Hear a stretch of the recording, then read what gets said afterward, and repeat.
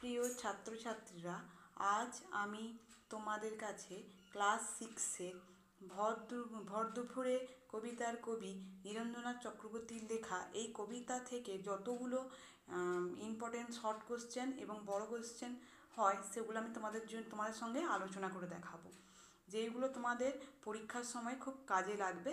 আমি প্রতিটা chapter wise তোমাদের সঙ্গে আলোচনা করে দেবো ইম্পর্টেন্ট কোশ্চেনগুলো কোনগুলো। এখানে আমি প্রথমে শর্ট কোশ্চেন রাখছি, যেটা হচ্ছে 1 নাম্বারের। তার প্রথম কোশ্চেনটা আছে, পাইন দাঁড়িয়ে আকাশে নয়ন তুলি, কবিতার কবির নাম কি? তারপরে দ্বিতীয় কোশ্চেন আছে, পাইন দাঁড়িয়ে আকাশে নয়ন তুলি, কবিতাটি কে বাংলায় অনুবাদ করেছেন? 3 নম্বর কোশ্চেনটা আছে, ও তো পথিকজনের ছাতা, ও বলতে কার কথা বোঝানো হয়েছে? নীরেন্দ্রনাথ চক্রবর্তীর লেখা কাব্যগ্রন্থের নাম কি? অশ্বত্থ গাছের তলায় কি এবং কেমন করে পাতা রয়েছে? মেঘগুলো কি ছুঁয়ে যায়? অশ্বত্থ গাছকে পথিকজনের ছাতা বলা হয়েছে কেন? নদীর ধারের কোন দৃশ্য কবিতায় ফুটে উঠেছে? নৌকোর খোলের মধ্যে কি বোঝাই করা রয়েছে? পথিকজনের ছাতা কাকে বলা হয়েছে?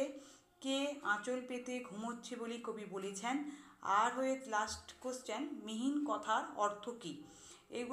এই শর্ট কোশ্চেনগুলোর মধ্যে আশা করব তোমাদের এই চ্যাপ্টার থেকে এই কোশ্চেনগুলোর মধ্যেই শর্ট কোশ্চেন আসতে পারে।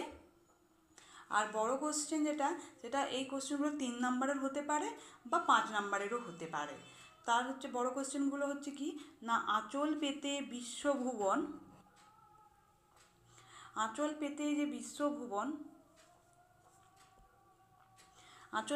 বিশ্বভুবন ঘুমোচ্ছে এইখানে, কবির এমন ভাবনার কারণ কি? ভর দুপুরে কবিতায় গ্রাম বাংলার এক অলস দুপুরের ছবি খুঁজে পাওয়া যায়, কবিতায় ফুটে ওঠা সেই ছবিটি কেমন লেখো? ভর দুপুরে কবিতার নামকরণের যথার্থ লেখো। খোলের মধ্যে বোঝাই করে শুকনো খড়ের আঁটি, এই লাইনটি কোন কবিতার অংশ? কবি কে? নৌকোর খোলের মধ্যে কি বোঝাই করা রয়েছে? খোল কথার অর্থ কী? তারপরে 5 নম্বরের কোশ্চেন, ওই যে অশ্বত্থ গাছটি, ও তো পথিকজনের ছাতা, এই লাইনটি কোন কবিতার অংশ? কোন কাব্যগ্রন্থ থেকে নেওয়া হয়েছে? তুমি আর একটি গাছের নাম বলো যার তলায় মানুষ আশ্রয় নেয়। অশ্বত্থ গাছকে পথিকজনের ছাতা বলা হয়েছে কেন? এই 5টা বড় কোশ্চেন এই চ্যাপ্টার থেকে আসতে পারে। অর্থ লেখো। এখানে এই চ্যাপ্টার থেকে অর্থ যেগুলো ইম্পর্টেন্ট সেগুলো হচ্ছে আদর, গালচে, খোল, বিশ্বভুবন, মিহিন, খড়ের আঁটি। আর বিপরীত শব্দ হচ্ছে এখান থেকে যেগুলো ইম্পর্টেন্ট, তলায়, আদর, বোঝায়, শুকনো, বাঁধা, সাদা আর আকাশ।